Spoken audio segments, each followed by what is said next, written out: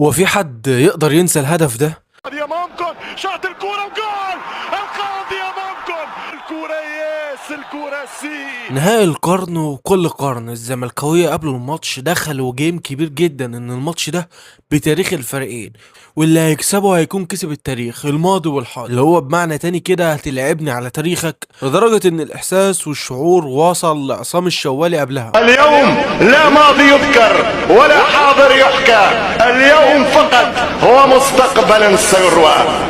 القاهرة كلها في حالة صمت وتأهب للحدث الجلل الفريد من نوعه، إما تشتعل القاهرة باللون الأحمر أو تتزين باللون الأبيض.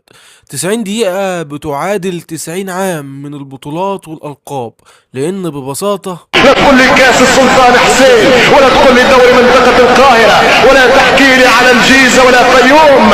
هنا في مباراة نهائي الشامبيونز ليج لا تعادلها مباراة. نبدأ القصة من البداية خالص. صافرة الحكم مصطفى غربال تنطلق، والصمت في جميع أنحاء المعمورة أعم.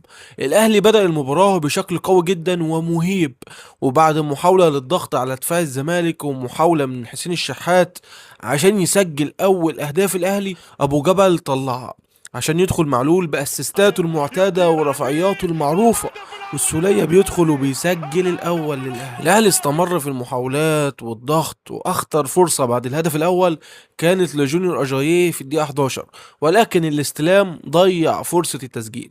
شيكابالا قال لك اما اعمل اي لقطة وسدد واحدة، بس الشناوي مسكها قال اما اعمل لقطة بقى احلى منها، وعمل طولية لمصطفى محمد اللي سند لبن شرقي وبن شرقي ضيعها، والزمالك بدأ يمسك أعصابه بعد الهدف المبكر. بن شرقي بقى حب يعوض الفرصة اللي ضيعها، فقال لك اما سدد ضيعها برضه.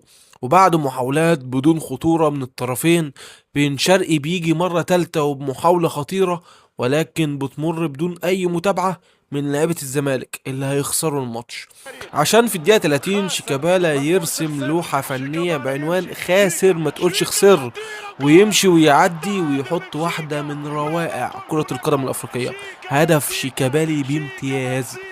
بعد الهدف ده بقى الزمالك سيطر بالطول والعرض والشرق والغرب، والاهلاويه كانوا مستائين جدا من الارتباك اللي حصل، وكنا بنقول يا رب بس الشوط الاول يخلص تعادل.